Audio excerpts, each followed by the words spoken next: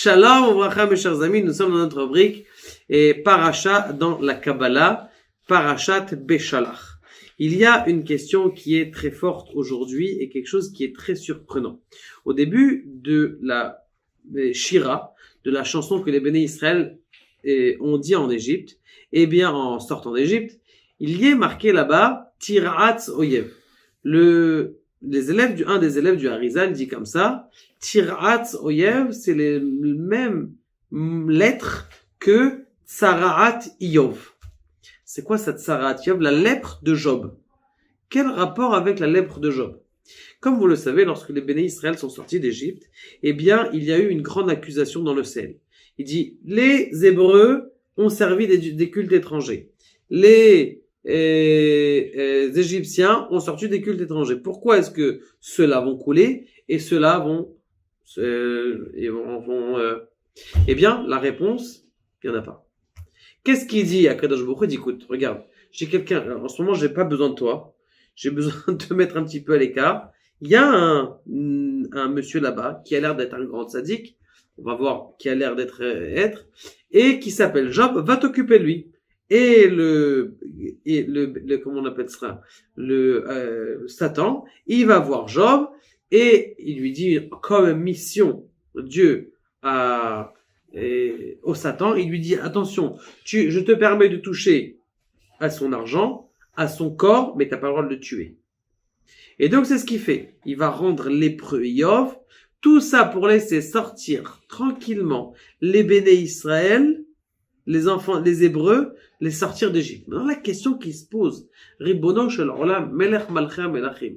Comment tu peux dire que c'est par le mérite d'un seul homme qu'on va sortir d'Égypte?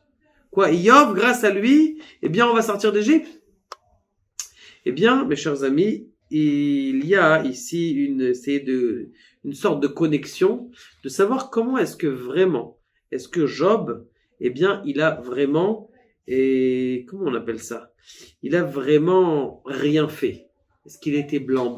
Il faut savoir que, il dit, l'élève du Harizal, au nom du Harizal, il dit que Job était le conseiller de Paro. Il est parti voir Paro, et Paro, il a dit, qu'est-ce que je fais? J'ai un sauveteur qui va naître, qu'est-ce que je fais? Je le tue ou je le tue pas? Qu'est-ce que je fais? Alors il a dit, tu sais ce que tu vas faire avec les Béné Israël, puisque tu as peur qu'ils se pullulent? Eh bien, tout simplement, tu vas les accabler dans leur corps et dans leur argent. Mida keneged mida, c'est-à-dire mesure pour mesure, eh bien, lui-même, il va se faire accabler. Maintenant, il avait un mérite aussi, Job, parce que c'était une bonne personne. Même si c'était une bonne personne, eh bien, il va se faire accabler.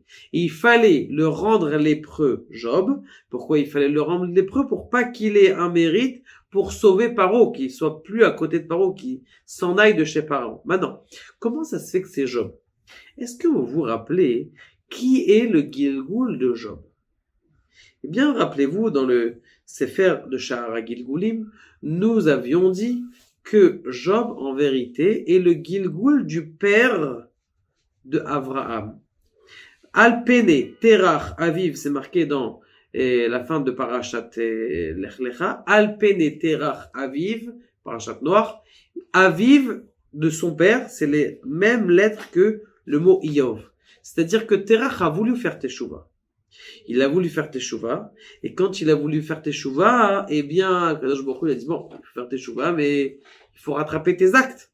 Et comme il a voulu rattraper ses actes, eh bien, ce qui s'est passé, c'est que il est revenu en Gilgoul. Il a souffert chez Job, il va revenir après, et pour l'instant, on s'arrête ici à Job. Donc ça veut dire, en vérité, c'est pas Stam qu'on est sorti de la mer. C'est pas un mérite. C'est qui un mérite? C'est le mérite de deux choses. Le mérite de deux choses. Première chose, la souffrance. Deuxième chose, la compréhension de la souffrance avec de la émouna. Maintenant, je fais un retour sur arrière dans Brit Ben Abetarim. Akadosh Baruch Hu, il vient voir Avraham et lui dit, tu sais, tu vas hériter une grande descendance. Sympa. D'où est-ce que je sais? Bema Eda Ki Irachena. Alors il y a quelqu'un qui explique. Le grand rabbin de France, il avait expliqué une fois. Il dit, c'est pas Bema Eda, c'est pas qu'il a posé une question Bema et Dakeraja, d'où est-ce que je vais savoir que je vais hériter? Et là, il a dit Bema avec le mot ma, c'est-à-dire avec la question, je sais que je vais hériter. Qu'est-ce que ça veut dire? Ça veut dire avec le fait de garder chez moi la question et la fraîcheur de me poser la question qu'à chaque fois que j'ai un problème, qui est-ce qui m'a fait ça? Eh bien, je sais que c'est Akadosh Baruch Hu. Eh bien, ça, c'est la réponse de pourquoi et de la garantie que le peuple d'Israël, il va rester, lui, le peuple élu. Pourquoi? Parce qu'Abraham, il a dit, peut-être il y aura un autre peuple un jour qui va être fort et qui va... Il dit non, ça peut pas exister. Pourquoi? Parce que lui, il a souffert. Il y a une souffrance. Ça suffit pas la souffrance. Parce qu'il y a plein d'autres peuples qui souffrent. Regardez les Somaliens, les pauvres, ça fait des années et des années qu'ils ont encore faim. La réponse, elle est que dans la souffrance de peuple juif, regardez leur Aledou, il y a des familles qui ont perdu leurs proches dans des attentats. Vous allez les voir, mais vous demandez, Ribono Shalom, d'où est-ce qu'ils ont cette émouna? Ils l'ont racheté où? Ils l'ont racheté avant? Je dis non, on est Mahamine, que c'est les Tova, qu'ils sont maintenant au Gan Eden, ils sont au meilleur endroit. Mais comment vous arrivez à parler comme ça? Je comprends pas. Et là, même le peuple d'Israël, il a Avraham Avinu dans son cœur. Et c'est qui, d'où est-ce qu'il sort Avraham Avinu?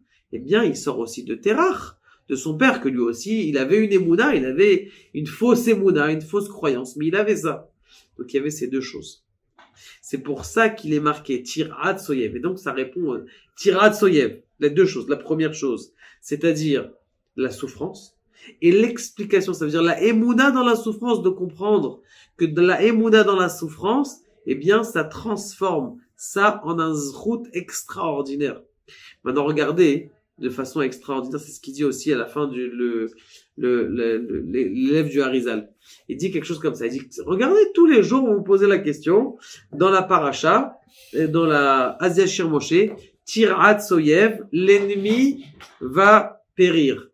Ça va marquer, c'est marqué, Kamecha, tes ennemis. Alors, c'est un ennemi ou plusieurs ennemis qui nous courent derrière, on est dans la mer.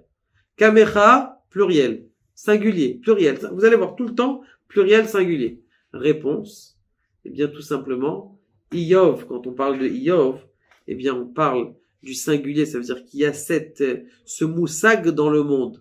Donc, en vérité, c'est pas que Iyov. C'est chaque juif, comme il dit le Rabbeinu Bechaye, chaque juif qui est rentré dans la mer, c'est lui qui a ouvert la mer devant lui. Chaque juif qui a avancé, la mer, elle se poussait dans. Est-ce que tu as la émouna que ça va couvrir? Alors, regardez quelque chose d'extraordinaire. C'est marqué que lorsqu'ils sont rentrés dans la mer, je ne savais pas. Lorsqu'ils sont rentrés dans la mer, ils sont tous morts, les béné Israël. Redouche, hein? Tous les béné Israël, ils sont morts. Et ils sont revêcus à l'intérieur de la mer. Ça veut dire qu'ils ont eu cette émouna, cette triatamétim, et cette, comment on appelle ça, cette messirut nefesh. Comme il a fait cette messirut nefesh Avraham Avinu, la émouna de Avraham Avinu. Iyov, il a pris ses épreuves avec simcha, avec joie, et c'est ça la chanson. Quand quelqu'un, c'est quoi une chanson en vérité? C'est quelqu'un qui utilise sa tristesse et il la transforme en joie. Regardez toutes les chansons qu'il y a moi j'habitais dans le 9-3, la banlieue, c'est paro. Les gens ils souffrent dans leurs chansons, machma que il y avait une certaine tristesse, mais ils transforment cette tristesse en joie.